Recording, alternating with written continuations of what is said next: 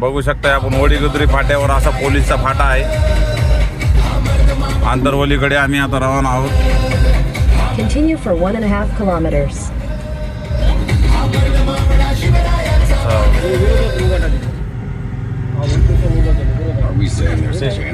हे बघू शकता आपण विरोधकांचं बी उपोषण. पाटलांच्या कॉपी पेस्ट काय काय करावं. कॉपी पेस्ट करायची तुम्हाला तर आमच्यासारखी जनता जमा करून दाखवा.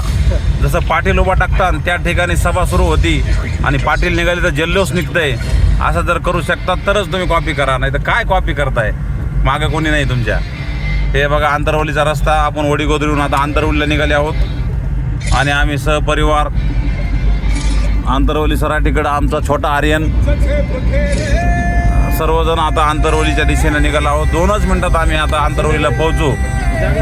तरी सर्वांनी आंतरवली या ठिकाणी यायचं आहे. कुठलाही रस्ता बंद नाही, कुठला काही नाही. हे सर्व रस्ते ओपन आहेत. आपल्या पुढं सरकारी झुकलेलं आहे. तरी सरकारला लवकरात लवकर आरक्षण देऊन पाटलाचं उपोषण मागं घ्यायला पाहिजे. कारण आता पाटील खूप असं कठीण असं उपोषण पाटलाचं चालू आहे. तरी या पाटलाच्या उपोषणाला सर्वांना सपोर्ट करायचा आहे.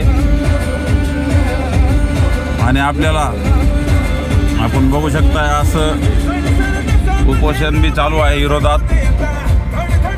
तरी आपल्याला कोणत्याही गोष्टीला आपल्या कोणत्याही जातीला विरोध नसून आपला फक्त मराठा समाजाला आरक्षण भेटावं हे एवढाच मानस आहे.